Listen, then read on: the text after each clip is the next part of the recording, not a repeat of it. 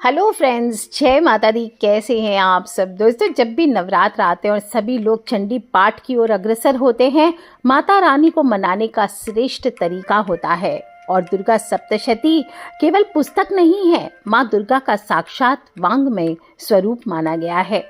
कहते हैं कि जो व्यक्ति नवरात्र में या सामान्य दिनों में भी सप्तशती का विधि विधान से पाठ करता है, उसके जीवन के बड़े से बड़े कष्ट तिनके की तरह उड़ जाते हैं। नवरात्र का जब पावन समय आता है तो माँ दुर्गा की उपासना के लिए श्रेष्ठ है और इस दौरान दुर्गा सप्तशती का पाठ करना विशेष फलदायी होता है।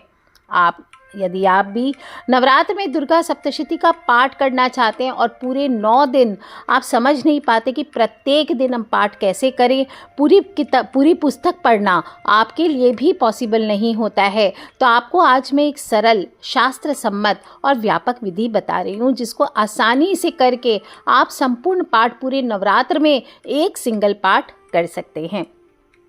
दुर्गा सप्तशती है क्या? मार्कंडेय पुराण का एक अंश है जिसमें 700 श्लोक हैं और 13 अध्याय हैं। इसे देवी महात्म्य भी कहते हैं, जो 3 मुख्य चरित्र में विभाजित किया गया है। प्रथम चरित्र, मध्यम चरित्र और उत्तम चरित्र।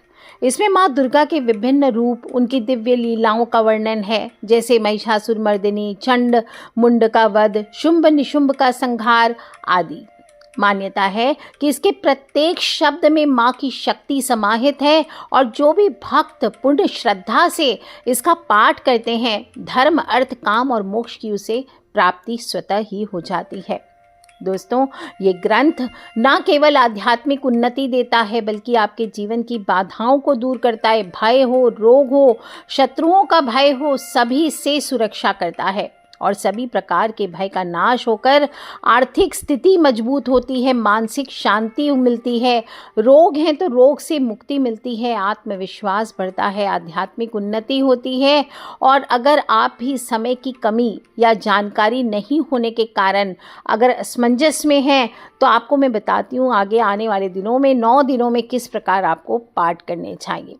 प्रथम दिन आपको संकल्प लेना चाहिए और नींव जब आप कलश स्थापना आदि करते हैं, उस दिन आपको देवी का कवच, अर्गला स्तोत्र, कीलक और प्रथम अध्याय का पाठ करना चाहिए। पहले दिन क्या होता है, कवच के माध्यम से हम अपने शरीर की रक्षा करते हैं, अर्गला से बाधाओं को हटाते हैं, कीलक से मंत्रों को जागृत करते हैं और प्रथम अध्याय में मधुकैटभ की जो कथा है वो मानसिक विकारों के नाश का प्रतीक है। अर्गला स्तोत्र माँ से कृपा की याचना करते हैं और कीलक से हम सभी प्रकार की बाधाओं को दूर कर कीलन कर देते हैं। जो दूसरा दिन आएगा उसमें माता शक्ति का उदय अध्याय 2, 3 और 4 पढ़ने चाहिए।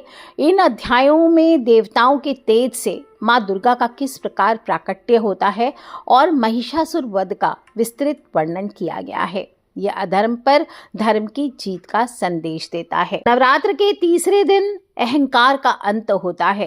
5वें और 6ठे अध्याय का पाठ करना चाहिए।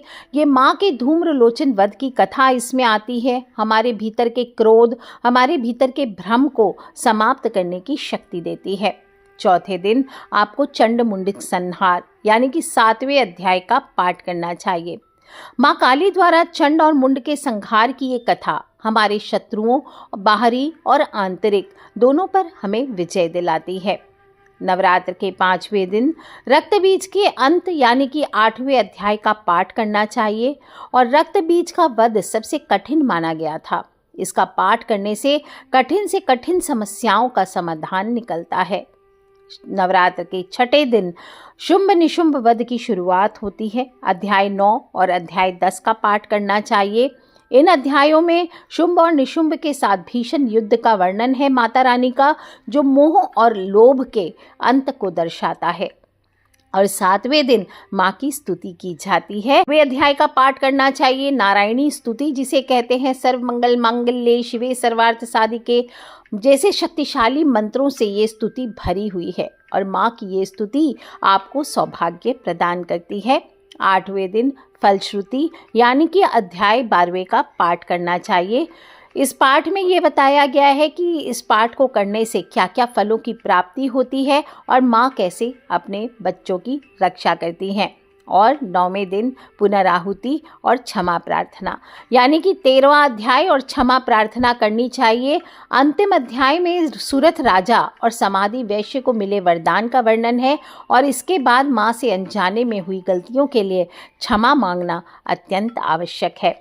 वैसे एक बहुत महत्वपूर्ण और गुप्त बात बताती हूँ, प्रत्येक अध्याय के पूर्ण होने के बाद या फिर हर एक दिन आप एक जो अंश पढ़ेंगे, इसके बाद आपको क्षमा स्तोत्र और सिद्धि कुंजिका स्तोत्र का पाठ अवश्य करना चाहिए।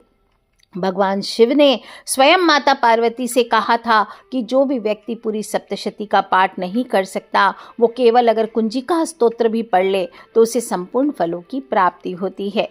लेकिन जब आप अध्यायों के साथ इसका पाठ करते हैं तो ये पाठ को सिद्ध करता है और आपकी प्रार्थना सीधे माता रानी तक ज़रूर पहुंचती है। इसके नवरात्र के बाद भी अगर आप चाहें तो साप्ताहिक पाठ कर सकते हैं। हर मंगलवार, शुक्रवार, शनिवार को इसी विधि से शुरू करके पाठ कर सकते हैं।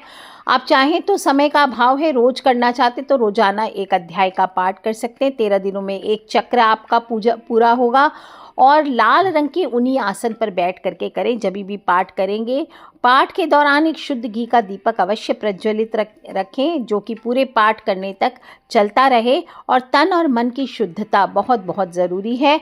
जब आप पाठ कर रहे हो तो कोशिश करें एक भोजन आप इन दिनों में ग्रहण करें और मंत्रों का उच्चारण स्पष्ट और मधुर होना चाहिए। बहुत जल्दबाजी में नहीं करना चाहिए। अंतिम दिन 13वें अध्याय के बाद अपराध क्षमापन स्तोत्र, आप क्षमा प्रार्थना हिंदी में भी कर सकते हैं। बोले, हे माँ, मैं मंत्र नहीं जानता, क्रिया नहीं जानता, ना ही मुझे भक्ति का सही मार्ग पता है। मैंने जो भी टूटा फूटा पाठ किया है उसे आप अपनी करुणा से स्वीकार करें, मेरे अपराधों को क्षमा करें। दोस्तों, माँ ममता की मूर्त है, वे आपकी श्रद्धा देखती हैं, गलतियाँ नहीं।